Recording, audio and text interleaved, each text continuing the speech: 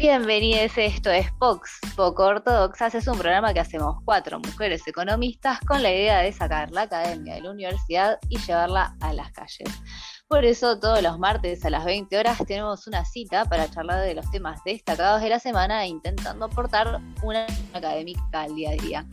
Nos pueden escuchar por Radio del Informante en elinformanteradio.com y por la repetidora de Córdoba, Tribu Contenidos, que pueden sintonizar en tribucontenidos.com.ar. Si no nos pueden escuchar en vivo, recuerden que subimos cada emisión en formato podcast y que nos pueden buscar en su plataforma de podcast preferidas o en YouTube. Como cada martes tengo el gusto de presentar a las conductoras de este programa. Bienvenidas y buenas noches. ¿Cómo estás, Santos Gerbaji? Hola. ¿Qué tal, Ana Laura Jarú? Hola, buenas noches. ¿Y cómo estás, Pía? Buenas noches. Mi nombre es Noelia Méndez Santolaria y les doy la bienvenida al programa de hoy, donde vamos a estar charlando de temas muy candentes como tarifas, techos de cristal, y vamos a recibir a Sofía Escacerra para una entrevista súper completa sobre teletrabajo, el mundo de las plataformas y la economía digital. No se lo pierdan. ¿Qué les parece que después de esta breve introducción pasemos a la idea de la consigna de hoy que nos inspiró un oyente? ¿Qué les parece, chicas? Me encanta cuando los oyentes nos mandan sus dudas. Sí, que interactúen, me encanta. Exactamente. Y esta consigna se la debemos a Emanuel Di Benedetto, que nos escribió en la semana a raíz de la polémica que se suscitó hace unos días por el índice de la miseria. No sé si recuerdan, pasó esto hace unos días. Infobae tituló: La Argentina volvió a figurar en el top 10 del índice de la miseria económica global. Durísimo. Y este es un índice durísimo, es un retítulo. Pero vamos a empezar a desmenuzarlo un poco porque en realidad es un índice que se elabora a partir de datos de inflación, desempleo, tasa de interés y variación de PBI por habitante. El país, en base a este índice, ocupa el 7º lugar y se rodea de naciones con graves conflictos bélicos y civiles. Lo primero que podemos notar es que para hacer un índice de miseria tiene pocos indicadores sobre la calidad de vida de la gente que habita en este país y también sobre las condiciones materiales reales. Daniel Stengart, que es un gran detractor de este índice, que es el director del Centro de Estudios para la Producción del Ministerio de Desarrollo Productivo, le califica como índice falopa, así, sin más. Muy bueno. Sí. Muy bueno. Y un poco parece más un índice de clima de hacer negocios que bienestar de las personas. O sea, sí, totalmente. Le pusieron un índice, un nombre que vende, porque sí. Te digo índice de la miseria, claro. Y es marketinero. Claro, pega. Claro, una cosa es el índice en cuanto a inestabilidad macro y otra cosa es medir la miseria en sí. Y de hecho hay un índice de pobreza multidimensional que se está empezando a medir en Argentina hace bastante poco, pero que hay un índice que lo mide. Y de hecho está bueno que lo traigas porque ese índice lo que hace para conformarlo es agarrar indicadores que tienen que ver con la salud, la educación y las condiciones habitacionales de vida. Son indicadores que nos pueden dar una mejor idea o una mejor aproximación del fenómeno que estamos intentando mensurar.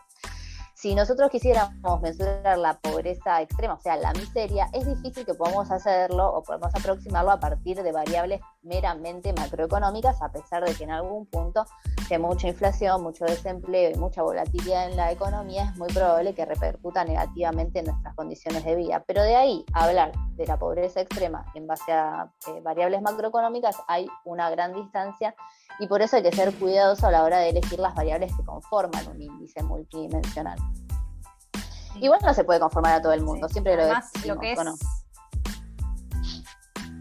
No, tal cual. Además, no es lo que hace los índices multidimensionales, también nos hace difíciles de comparar entre un país y otro. De hecho, mismo el coeficiente de Gini, el IDH y todo, hay toda una discusión por eso. Primero que no son índices que estén completamente cerrados en cuanto a qué hay que incluir, qué se pondera más, qué se pondera menos, sino también está el tema de por qué lo estamos comparando país con país cuando son cosas que se califican internamente por regiones, cada uno con sus características, justamente porque es muy difícil aislar la coyuntura, el contexto socioeconómico, cómo le pega a cada país, con lo cual es algo muy delicado para empezar a comparar.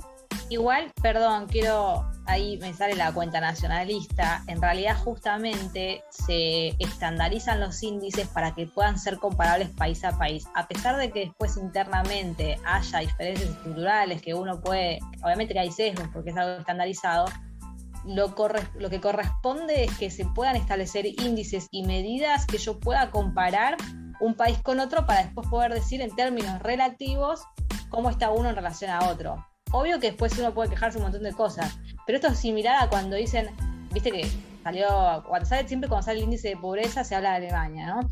Pero bueno, también son formas distintas de medirlas. En tanto que cuando sean formas distintas de medirlas no se pueden comparar. Entonces, ¿qué hace uno? Debería buscar formas iguales de medirlas a pesar de que internamente haya disidencias, justamente para poder hablar en términos comparativos. Eso como analista, perdón. Y sin paréntesis. Sí. De hecho, en este caso, Argentina, en este índice, el último registro que hubo así multidimensional en cuanto a cantidad de países fue puesto 49 de 187. Igual es un índice que se fue actualizando, que hay otras variantes y discusiones sobre qué variables se incluyeron después con el tiempo, pero bueno, está lejos de ser lo que sacó el titular de la miseria, ¿no? Claro. Exactamente.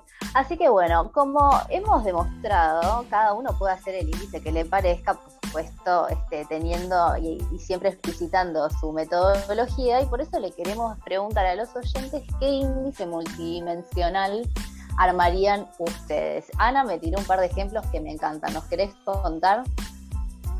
Sí, igual te voy a retar porque eso te lo dije hace unos días, ya me olvidé, pero se me había ocurrido. No, yo había dicho, yo me acordé, índice de narcisismo que uno lo podría sacar. Yo siempre pensando en citas, estás casi hablando con un chico en una primera cita y cuántas veces te dice yo. O sea, en la conversación, cuántas veces es él y cuántas veces te permite a vos contarte de su vida, ¿viste? Porque no sé si ustedes, estoy ventilando quizás, pero a veces te sentás con un chabón y de repente, viste, no, porque yo, y después de 2 horas la típica, te dice, che, sos re callada. No, bueno, entonces estás hablando de vos desde que llegamos, no sabía qué decir. Me encantó. Muy buena variable para aproximar el narcisismo. Para los oyentes los van a aplicar, estoy segura. Es cierto. Así que bueno, les dejo ahí la pregunta picando y si les parece pasamos al tema de la semana.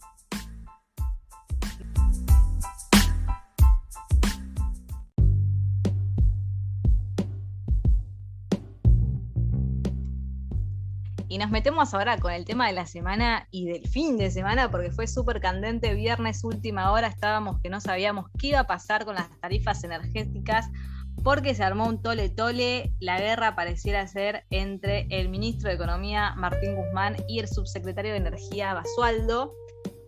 Y bueno, dicen que acá hay una interna kirchnerista y no kirchnerista, una interna del gobierno que ya se había visto en salud hace un par de semanas o meses y ahora pasa a esta cuestión de la energía. Bueno, en fin, después de tantos idas y venidas, entre si el aumento del 7, el 8, el 9, si va a ser un solo aumento anual, 2, entonces se define que va a haber un aumento, en principio del 9%, no se aclaró que iba a ser el único, con lo cual puede ser que haya otro más, de las tarifas energéticas que recordemos que venían ya varios meses de estar congeladas. Y entonces esto lo que abrió por supuesto el debate de subsidios sí, subsidios no, o en qué magnitud, porque qué sé yo, por supuesto que el congelamiento respondió también a todo lo que fue la situación pandémica del 2020, que seguimos, pero que fue más fuerte el año pasado. Pero también es cierto que hay una cuestión a cumplir desde el punto de vista presupuestario y bueno, también se habla de guiñarle un ojo al FMI. Y bueno, yo estuve leyendo varios economistas hablando al respecto. Uno de ellos fue Matías Ragnerman, que fue nuestro invitado y que seguramente lo vamos a tener pronto de vuelta con nosotras, que, por ejemplo, una de las cosas que dijo fue que en el primer trimestre del 2021 los fondos de esta partida aumentaron casi 80% en términos interanuales, más que duplicando la suba del resto de las erogaciones primarias, del gasto primario del gobierno. Y teniendo en cuenta lo que es la inflación del periodo, entonces estamos hablando de que estos subsidios crecieron mucho en términos reales, mientras que el resto de los componentes del gasto se redujeron. Entonces lo que se habla es como de un gasto en este rubro de energía que está, no sé si descontrolándose o que está aumentando demasiado para lo que son los objetivos de gobierno.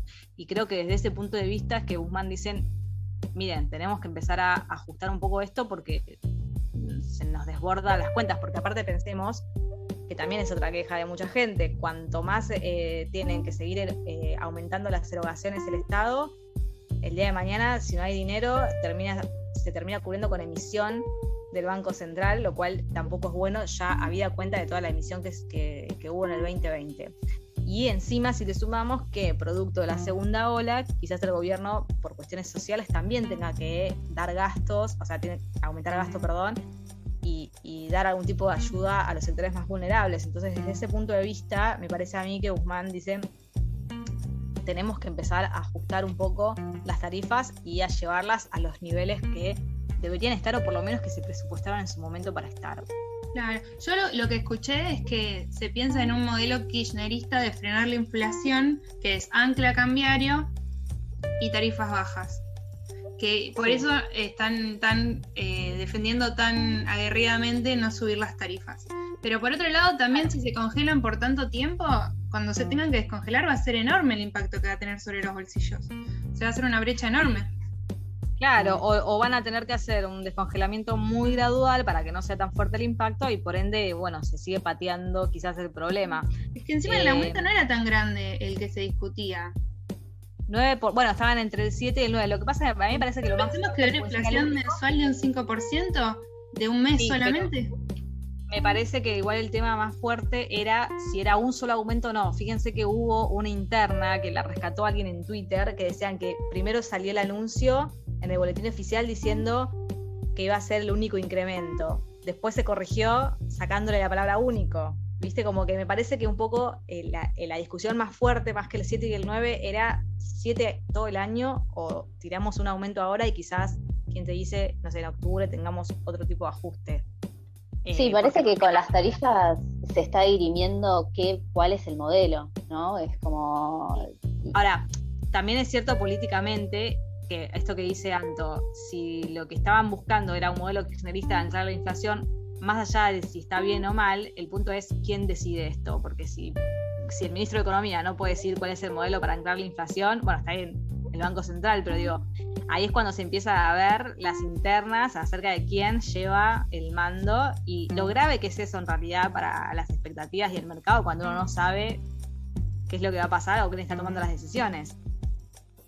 Sí, tal cual. Yo creo que en realidad esto que se dirime en los medios lo deberían dirimir puertas adentro, porque creo que es más el ruido que se genera con estas discusiones de si es un 5, un 7, un único o no único, que si mañana decís, bueno, es tanto. Y por ahí te equivocaste y tendrás la manera de corregirlo, pero estos tires y aflojes como que muestran que la coalición de gobierno por ahí no está tan alineada detrás de los objetivos que Guzmán pretende. Lo que pasa, y ahí me voy a poner un poco más conspiranoica, que muchas veces, digamos, todo en la política todo vale, y muchas veces estas cosas que deberían definirse puertas adentro, a propósito se definen puertas afuera, o sea, como que a veces es gente adentro justamente para generar todo esto y debilitar algunas figuras. No sé, estoy flasheando, quizás estoy viendo mucha serie, mucho House of Cards, pero bueno, me parece que viene por ahí. La realidad supera la ficción. Es un punto importante lo que decís, Ani, porque tal cual, al punto de que se exponga y salió en todos lados, o sea, creo que no fue algo no adrede. Y también hay que ver dónde está enfocado, ¿no? El tema de a quiénes afecta, más que nada, porque sigue habiendo un desfasaje muy grande entre el subsidio que se le otorga a Cava y se le otorga al resto del país. Creo que también ahí hay un tema de, bueno, pero en un contexto de crisis, que sabemos que nos viene una segunda ola pandémica y todo, es donde pega. Pero bueno, yo, si les parece, voy a empezar a ampliar con qué está pasando en la coyuntura, y mientras voy a continuar hablando de nuestro ministro, ya que Alberto, nuestro presidente, está mostrando cierto respaldo con todo el debate, todo lo que se estuvo armando en este momento. Alberto Fernández va a hacer una gira por Europa junto con Martín Guzmán, de 5 días, tratando de reforzar las presentaciones que estuvieron viendo con las emisiones anteriores, que estuvo en Roma, en Berlín, en París, que les estuve comentando. Bueno, ahora va a ser una repetición, pero en vez de juntarse con los ministros de Economía de cada país, va a empezar a juntarse con los presidentes de cada país, quienes son los que tienen mayoritariamente voces dentro del FMI, con lo cual esto sería una cuestión de reforzar la renegociación que se va a llevar a cabo en los próximos meses. Al mismo tiempo, aprovecho para comentarles cómo está la situación económica de nuestros acreedores, ¿no? De aquellos a los cuales les debemos dinero, porque Estados Unidos, por ejemplo, en este trimestre de 2021 llegó a un crecimiento interanual del 6,4%, a diferencia de los países que vamos a visitar de Europa, que al contrario están en una crisis recesiva nuevamente. Obviamente ellos han tomado medidas mucho más extremas a consecuencia de la pandemia, y esa recesión económica se hace sentir. De ahí el inminente interés de algunos países, sobre todo los que están más sofocados como España, de en este momento empezar a reforzar o acelerar incluso este desbloqueo del acuerdo con el Mercosur. Sin embargo, hay otros países que lo están trabando un poquito, por ejemplo Francia, que se ven un poquito más amenazados en cuanto a qué tipo de bienes se podrían comerciar, ya que Francia, por ejemplo, es un país muy hermano con Argentina en ese sentido, es un país agropecuario que exporta vino, o sea, no necesita nada, por ejemplo, de nosotros, ¿no? Y así, imagínense cada caso individual dentro de la Unión Europea con el resto del Mercosur. Por otro lado, seguimos con las negociaciones para producir vacunas. Luego de lo que les comenté en la misión anterior, Carla Bisotti, la ministra de Salud, estuvo negociando con el Reino Unido para hacer la producción integral de la vacuna AstraZeneca. Si bien les había comentado en su momento que Alberto Fernández había logrado hacer una etapa, la parte de la producción en Argentina y luego mandar a México para el ensamblado, lo que tiene intención, digamos, la ministra Carla Bisotti, es hacer la producción integral, ya que de las 20 millones de vacunas que hemos mandado a México para que nos devuelvan ensambladas, aún no recibimos ninguna. Entonces, estamos en tratativas para poder hacer la producción en forma integral. Y por último, chicas, para cerrar este segmento, les cuento una noticia bastante salidita del horno, que es que... ¿Cómo? Muy bueno, Pía, que nos trae lo último, me encanta. Lo último, la primicia. Lo último es que el ministro de Hacienda de Colombia, Alberto Carrasquilla, ha renunciado este lunes, producto de una crisis profunda y fuerte que se estuvo dando en estos días. No salió mucho en los diarios, lamentablemente, pero Colombia está en un momento muy, muy difícil. Luego de que este ministro de Economía presentara una reforma tributaria muy severa, muy regresiva, la población salió a manifestarse, además de que está en un contexto fuerte por la crisis del COVID, y lo que desembocó en, al menos hasta lo que se lleva a la cuenta en este momento, unos 19 muertos, muy, muy dramático. Y el presidente de Colombia terminó ya anulando el proyecto del ajuste tributario, con lo cual el ministro terminó renunciando 24 horas después. Con lo cual se vienen unos meses complicados, chicas. Estamos en un contexto movidito. Sí, se viene... Pasó de todo en el mundo. Pasó Sí. una semana nada más. ¿Viste? Yo no resisto este ritmo. Sí, no, es terrible. ¿Quieren Sí, que les nos da cuente mucho qué a está hablar. pasando en el ámbito local con el tema de impuestos en el Abro Hilo? Dale, pasemos al Abro Hilo.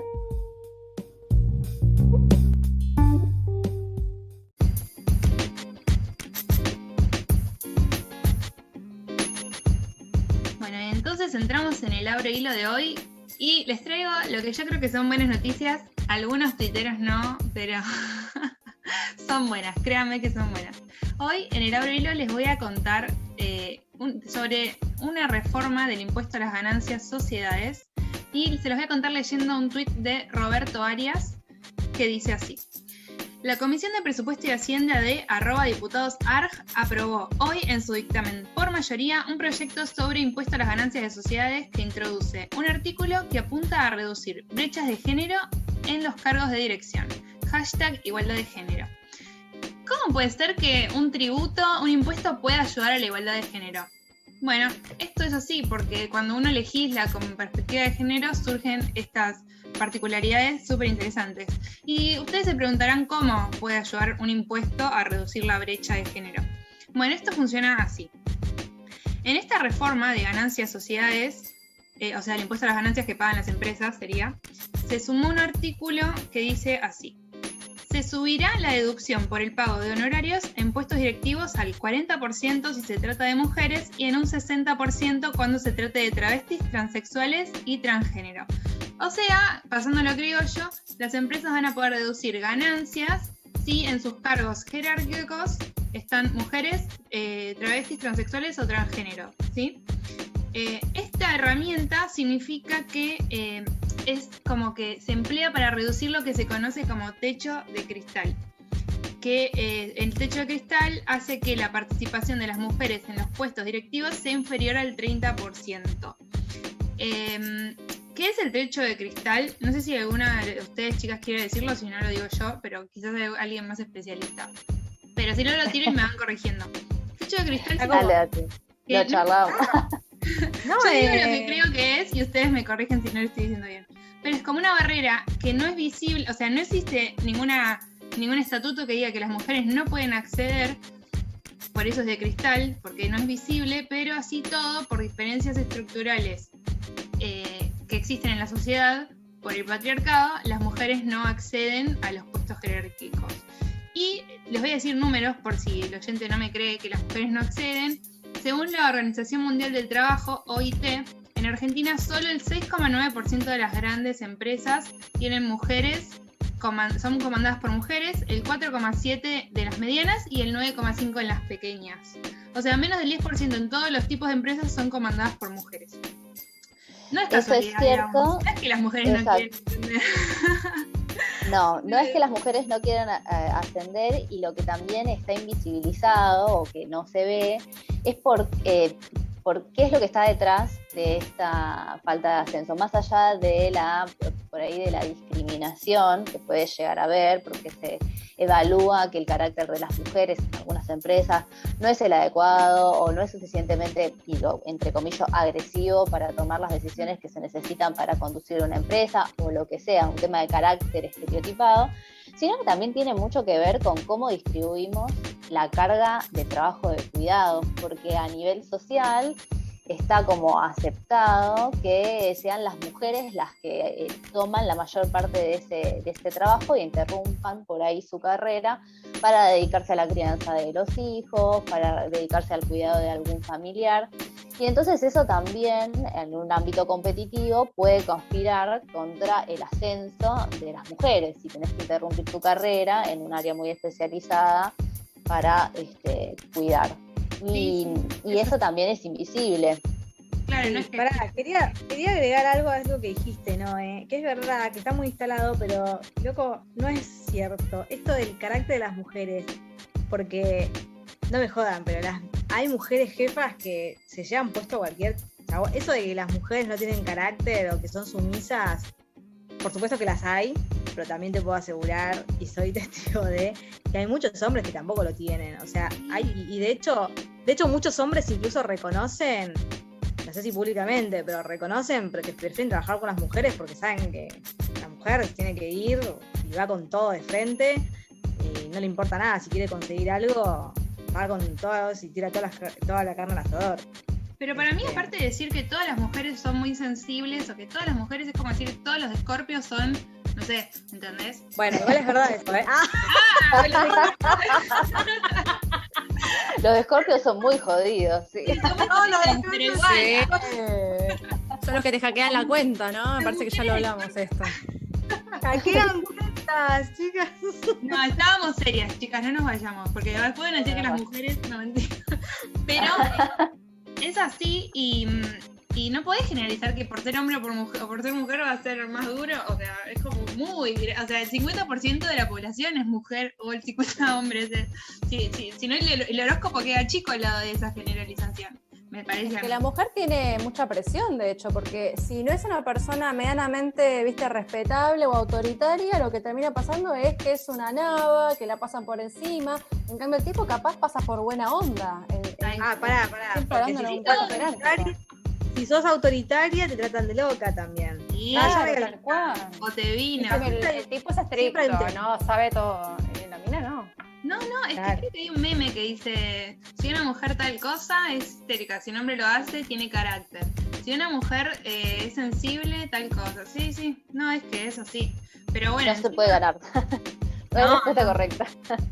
Va a contar un poco Sofía de esto ahora, sobre el ámbito digital, qué pasa con las tareas de cuidado. Vamos ya para la entrevista que va a estar increíble. Dale. Pero antes, un tema musical.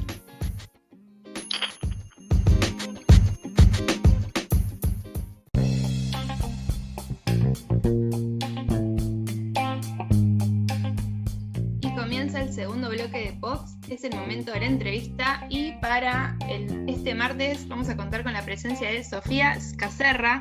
Sofía es economista, docente e investigadora del Instituto del Mundo del Trabajo Julio Godio, de la UNTREF.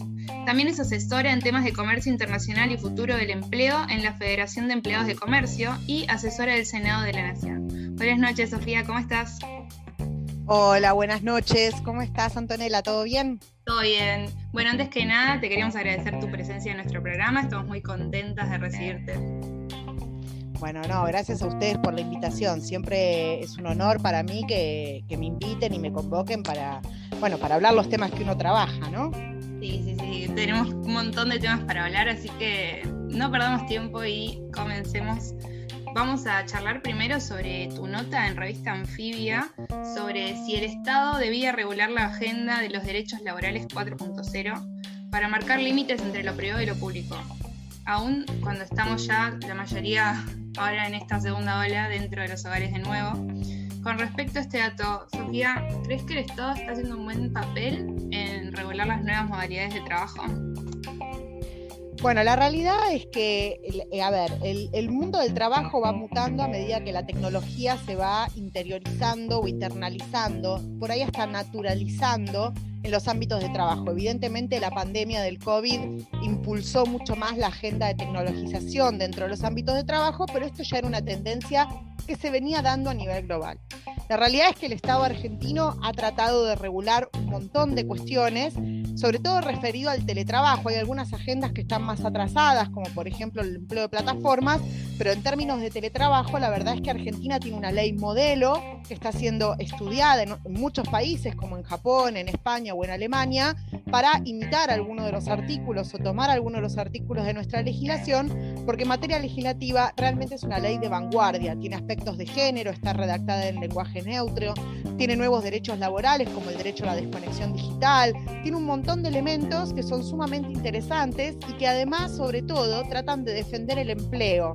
Mucho se cuestiona a la ley de teletrabajo como que no promociona el teletrabajo, pero la realidad es que esta ley era una ley para resguardar derechos laborales en un contexto de teletrabajo, no era una ley de promoción, es otro instrumento, una ley de promoción que debe hacerse en otro ámbito o digamos, en el ámbito del Congreso, pero en otra instancia negociadora. A mí yo creo en particular que el Estado argentino le falta todavía seguir regulando en esta oleada de derechos 4.0, porque todavía nos falta seguir defendiendo la protección de los datos de los trabajadores, el tema de la soberanía del tiempo de trabajo. Hay un montón de cuestiones que están en la agenda con esta transformación que se le llama de la revolución industrial inteligente o de la revolución 4.0. Digamos, hay un montón de cuestiones que todavía afectan a los trabajadores y hay toda una agenda por la cual seguir peleando como trabajadores, pero creo que Argentina está a la altura de las circunstancias de estar al menos en materia legislativa poniendo un poquito de esfuerzo en avanzar en estas cuestiones para poder regular a la nueva sociedad digital de trabajo. Sofía, ¿te puedo hacer una pregunta? Porque escuché o leí en un diario que se está viendo desde el sector privado de hacer una distinción legal o normativa entre lo que es el teletrabajo y el home office. Entonces te quería preguntar si hay una diferencia, porque es confuso, si la hay, que nos la comentes, porque no terminé de entender bien a qué se estaban refiriendo, o qué es lo que querían demostrar con hacer esta distinción que aparentemente tendría implicancias legales distintas también. Mira, ese es un debate que tengo entendido se está dando por un tema de querer escapar un poco a la ley de teletrabajo argentina, ¿no? Diciendo, bueno, teletrabajo, si yo hago trabajo desde un bar, es teletrabajo, sí es en teletrabajo. Entonces, no rige la ley, porque la ley es cuando estás en el ámbito de tu hogar, ¿no? Entonces ahí es donde está la diferencia entre home office y teletrabajo, ¿no? Trabajo desde casa o trabajo remoto, digamos. Pero la realidad es que la ley de teletrabajo bien dice que la ley rige para todo aquel trabajo que está hecho de forma total o parcial fuera del domicilio del empleador y en el ámbito del hogar, con lo cual la verdad es que la ley de teletrabajo aplica para todo aquel trabajador que no trabaja en el edificio físico de la empresa de manera regular, y ahí es donde rigen esas garantías.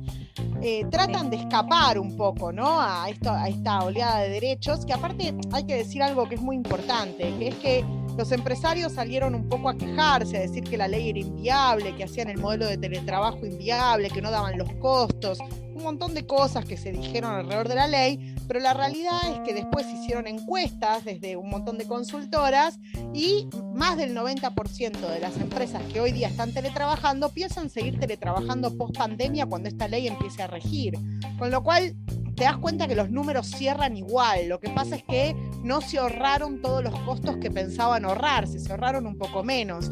Pero la realidad es que si vos te estás ahorrando costos a costas de derechos laborales, en realidad lo que estás haciendo es un fraude laboral. O sea, estás estafando a la gente para obtener más ganancia. Y la ley un poco vino a poner un límite a eso. Claro, era como que había mucho vacío ahí, se entiende. Pero, Sofía, antes de seguir, quería preguntarte a qué te referías cuando hablabas de economías de plataforma. ¿A qué me refiero? Bueno, creo que Argentina tiene que empezar a regular el tema de los trabajadores de plataformas, pero visto de una manera amplia, ¿no? De qué es una plataforma, o por lo menos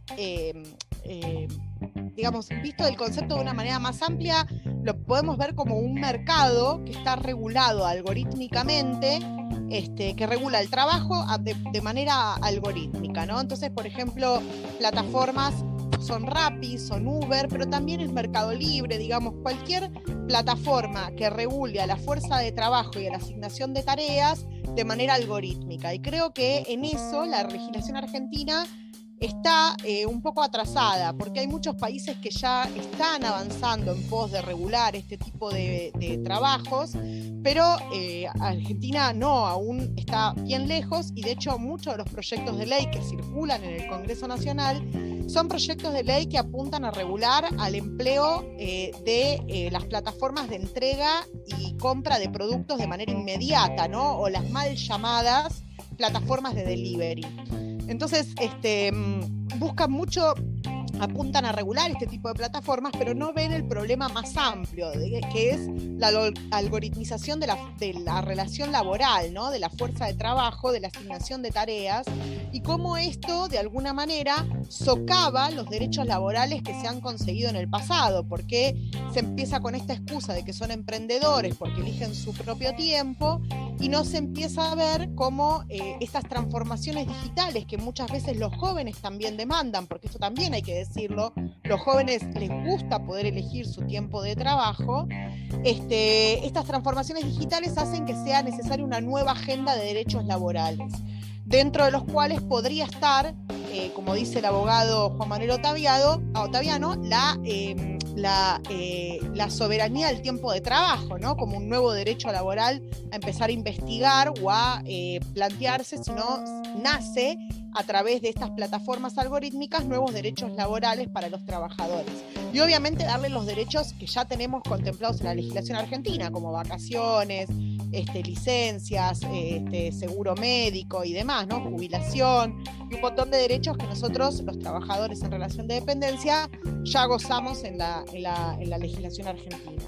Con lo cual, pregunta sobre eso, Sofía, justamente sí, estás hablando del impacto de esta desregulación de esta gestión algorítmica que tienen las plataformas y cómo repercute sobre los trabajadores. ¿Cómo pensás justamente que puede haber un equilibrio? O sea, en realidad si pensás que puede existir un equilibrio entre esta justamente nueva flexibilidad, nueva modalidad laboral y al mismo tiempo que haya un derecho laboral o marco regulatorio que respalde a esos trabajadores. Yo creo que sí, de hecho ya se ha logrado en otros países del mundo, o sea, Dinamarca, en California, bueno, no es un país, pero es un estado casi de la dimensión de un país, en Alemania, en España ya ha habido fallos a favor, en el mismo Uruguay, ha habido muchos casos ya a favor de estos trabajadores donde se le otorgan derechos laborales y las plataformas siguen siendo viables, digamos, no han perdido vigencia solamente por el hecho de tener derechos. Yo creo que si un modelo de negocio está basado en un sistema antiderechos de explotación, bueno, entonces tu modelo de negocios no es un modelo de negocio, es una estafa. Hay que decir las cosas como son, o sea, vos no podés pretender ganar dinero a costa de la explotación del ser humano. Vos tenés que ganar dinero porque tu negocio es rentable y porque tu idea fue buena. Después, si vos querés ganar más dinero a costa de la explotación, entonces eso ya no es un unicornio, digamos, una empresa exitosa. Es una empresa que está estafando a la población. Y me parece que es posible esta conciliación entre ambos, justamente porque hay países que ya lo han logrado. Sí, Noelia. Sí, perdóname, no te quería interrumpir porque en realidad mi pregunta iba a cómo sería esa regulación. ¿Necesitarían un estatuto especial, por ejemplo? ¿Cuál es la experiencia en el resto del mundo? ¿O tendrían que pertenecer a la ley del contrato de trabajo como cualquier otro trabajador? Porque hay mucha discusión con respecto a qué tipo de legislación les atañe, ¿no? Bueno, ahí yo no soy abogada, así que me parece que no soy la persona más adecuada para poder responder esa pregunta, porque me parece que ya eso es materia legislativa y un abogado por ahí sabe más que yo. Yo sí te puedo decir que las experiencias son diversas alrededor del mundo y que cada país tiene que hacer su propio camino al andar dependiendo de la legislación que tiene de base, ¿no? O sea, no podría decir, no, lo que hay que hacer es esto, lo que hay que hacer es aquello para todos los países, porque cada uno tiene una tradición legislativa determinada. Sí creo que en la República Argentina el proyecto de estatuto que anda circulando, que quiere promover el Ejecutivo, es realmente muy bueno, pero sigue sin darle respuesta a los trabajadores de otras plataformas, como por ejemplo Uber o como Mercado Libre, sino que da respuesta solamente a un tipo de plataforma, el estatuto que anda circulando. Si tienen que ser incluidos en la ley de contrato de trabajo, la verdad es que eso es una pregunta un poco difícil para mí para responderla porque no conozco los pormenores de la ley de contrato de trabajo, pero sí te puedo decir que si vos haces un sistema demasiado rígido para los trabajadores de plataformas, podés llegar a caer en un problema porque pueden llegar a ir en detrimento de los propios trabajadores, que tanto aprecian la libertad de poder conectarse y desconectarse cuando quieren, y que en la ley de contrato de trabajo, tengo entendido, eso no está contemplado, con lo cual incluirla de buenas a primeras sin hacer salvedades podría llegar a ser un grave error, ¿no? Que devenga en trabajadores insatisfechos de los derechos que se le han otorgado. Así que no sé si el estatuto es la solución, pero al menos a mí me parece que es un buen primer paso. Una de las cuestiones que habíamos mirado en los proyectos que hay vigentes, porque obviamente acá todavía no hay una iniciativa tan concreta o tan avanzada, vimos que está el tema de la cuestión de la opción o el derecho al deslogueo, que creo que también tiene una vinculación con lo que es el derecho a la desconexión con la ley de teletrabajo. Capaz estoy juntando un poquito con lo que venías comentando antes. Primero saber si tenías alguna opinión o aporte sobre el tema, porque creo que más que nada con la parte del derecho al teletrabajo lo podías profundizar, y creo que habías comentado también algo con respecto a lo que es en diferencia de género en el tema. Sí, bueno, hay un tema, el derecho a la desconexión. A ver, una cosa es el derecho al deslogueo como la soberanía del tiempo de trabajo de los trabajadores de plataformas, que me parece que es un derecho a conquistar, sobre todo, ya te digo, por cuando hay management algorítmico de la asignación de tarea, ¿no? Cuando hay un algoritmo que te asigna tareas. Pero después está el otro derecho, que es el derecho a la desconexión digital, que fue incluido en la ley de teletrabajo, pero que en el año 2020, en abril del 2020, el senador Daniel Lovera, que es el presidente de la Comisión Laboral del Senado, presenta un proyecto de ley para hacer el derecho a la desconexión digital para todos los trabajadores de la República Argentina, no solamente los teletrabajadores. ¿Y por qué lo presenta? Porque el derecho a la desconexión digital no está vinculado al hecho de que yo pueda desconectarme de la computadora. El derecho a desconexión digital es el derecho que yo tengo a desconectarme de mi trabajo cuando yo no estoy trabajando. Entonces es el derecho no a apagar mi computadora o apagar mi celular, sino a que no me estén molestando fuera de mi jornada de trabajo. Porque de un tiempo a esta parte lo que empezó a ocurrir en la población argentina y mundial, no solamente en la Argentina, es que nosotros terminamos nuestra jornada de trabajo, pero no paran de caernos mensajes, ¿no? O sea, haceme acordar tal cosa, che, le diste el papel a tal, fíjate tal otra, mañana vamos a hablar de tal otra cosa, digamos, hay un montón de cuestiones que hacen que uno no pueda desconectarse del trabajo, y esto está empezando a afectar la salud mental de los trabajadores, que están empezando a sufrir lo que se llama, lo que está tipificado en la Organización Mundial de la Salud como síndrome del agotamiento crónico o síndrome del burnout.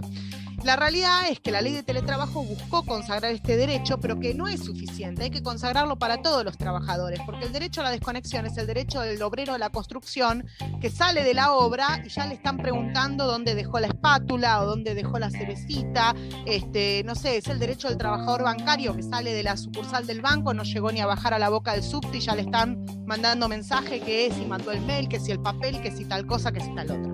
Con lo cual es el derecho de todos los trabajadores a básicamente tener soberanía de tu tiempo libre, recuperar la soberanía del tiempo libre. Y esto tiene una cuestión, una dimensión de género sumamente importante. ¿Por qué? Porque últimamente el hecho de molestarte fuera de la jornada de trabajo y que vos respondas está visto como una habilidad laboral nueva, ¿no? Es esta sensación de que tenemos puesta la camiseta de la empresa o del empleador al que trabajamos. Y la realidad es que las mujeres somos mucho menos propensas a poder tener esa habilidad laboral extra. ¿Por qué? Porque cuando salimos de nuestro trabajo, generalmente vamos a hacer las compras, cocinamos, atendemos a los chicos, tratamos de ver que hayan hecho la tarea, digamos, tenemos una multiplicidad de carga de tareas que hacen que nuestro nivel de respuesta sea mucho menos alto, con lo cual es una habilidad que se le adjudica mucho más a los hombres que a las mujeres. Pero no solamente eso, sino que también el estar molestados en un ámbito familiar constantemente por demandas de trabajo implica que esa familia no tiene el derecho a organizar las tareas de cuidado. Digamos, se interpone la excusa de tengo que contestar este mail, entonces no puedo bañar a los niños, no puedo ayudarte con la cena, no puedo hacer cosas. Entonces tenemos que empezar a ganar soberanía del tiempo libre para justamente ir a por todo en el feminismo e ir a por el verdadero problema, que es la corresponsabilidad de las tareas de cuidado dentro del hogar. Yo no estoy diciendo que si no tenemos derecho a desconexión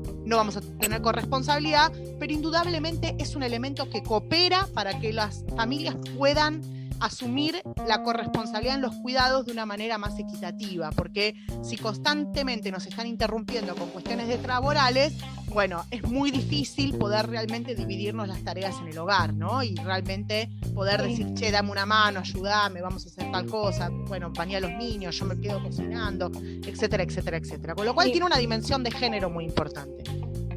Sofi, en relación a esto que comentás, que es muy interesante, a mí la duda que me genera, que no sé si está bien establecido en la ley o no, digamos, tenemos este derecho a desconexión. Ahora, me llega un mail, un mensaje a las 9 de la noche. Bueno, ahí pueden pasar dos cosas, que yo conteste o que yo igual decida, mira, son las 9 de la noche, te voy a contestar recién mañana a las 9 de la mañana. Si es así, digamos, ¿cuál es el problema o cómo podría llegar a ser en realidad un problema el hecho de que yo no conteste ese mensaje a las 9 de la noche, si este derecho viene de alguna forma a subsanar que el empleador tome reprimendas porque yo no le estoy contestando a las 9 de la noche, digamos, en dónde exactamente o qué tipo de actos se generarían a raíz del no cumplimiento de esta ley. No sé si se entendió la pregunta. Sí, se entiende, se entiende, pero te quiero aclarar algo. El derecho a desconexión no implica que vos puedas no contestar el mail, implica que ese mail no te tendría que haber llegado. Nunca.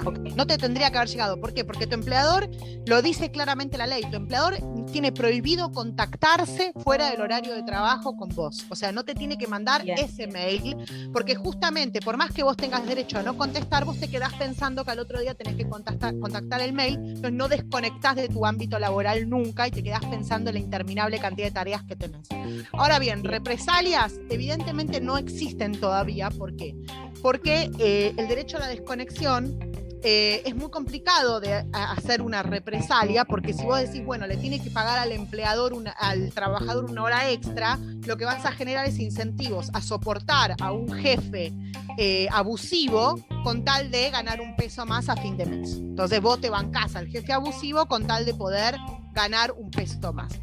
Así que lo que establece el proyecto de ley que está impulsando el senador Daniel Lovera es que empieza a haber una discusión dentro del ámbito del Ministerio de Trabajo de multas de las empresas hacia el Estado o pagadas a los sindicatos, digamos. O sea, que vos puedas denunciar que una empresa esté incumpliendo el derecho a la desconexión y se establezcan multas dentro de, digamos, que no vayan al bolsillo del trabajador, sino que vayan al Estado o algún tipo. Y que pueda sumar esto adicionalmente a cualquier juicio laboral, ¿no? Como un abuso de poder. Eso es lo que se viene trabajando, no es lo que dice el proyecto de ley, pero es lo que se viene trabajando como una idea para poder ver cómo regularlo para que sea efectivo, ¿no? Y que no quede como algo lindo que está en un papel y que al final nadie cumple porque total no pasa nada. Sí, mira, te escucho y digo, bueno, si se efectiviza eso, se soluciona el problema de déficit fiscal del gobierno, mira. Bueno, nada, quería hacer un chiste nada más con eso. Sofía, súper interesante esta charla, por lo menos a mí me sacaste un montón de dudas que tenía respecto a este proyecto. Nos estamos quedando sin tiempo, pero bueno, también nos quedaban preguntas afuera, así que seguramente te vamos a contactar más adelante. Muchas gracias por participar de este programa y bueno, esperamos que la hayas pasado bien. Sí, cómo no, cuando quieran seguimos debatiendo y obvio sí, la pasé bien, siempre es un placer poder seguir esparciendo ideas, poder seguir debatiendo y además con mujeres tan interesantes, siempre es un placer seguir sumando mujeres a estos debates. Bueno, muchísimas gracias, adiós. Muchas gracias.